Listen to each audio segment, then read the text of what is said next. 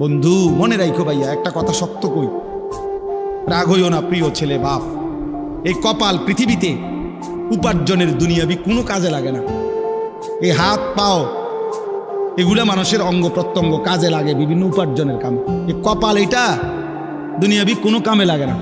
দেখ কোনো কাজের জন্য ওটা দিয়ে কোনো উপার্জনের কোনো কামে, দুনিয়ার কামাইয়ের কোনো কাজে এই কপালের এটুকু জায়গা ব্যবহার হয় না, এটা লাগে না আর কি। তাই এটা আল্লাহ তাআলা কেন বানাইছেন? খোদার কসম রব্বুল আলামিন এই কপাল শুধুই সেজদার জন্য বানাইছেন, শুধু সেজদার জন্য। এই জন্য যে কপাল সেজদা দেয় না, যে কপালে সেজদা নাই, তুই মানুষও না, মানুষের বাচ্চাও না। ইনসানের কোনো কাতারে সে পড়ে না, সে কোনো মানুষের কাতারে পড়ে না।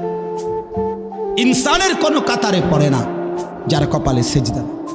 কারণ কপাল বানানোই হয়েছে। সেজদা কাকে বলে? ওয়াদউল জাবহাতে আলাল আরদ, জমিনের মধ্যে কি রাখা। এই তো কপাল রাখাটারই কি কয়? তার মানে সেজদা কপাল।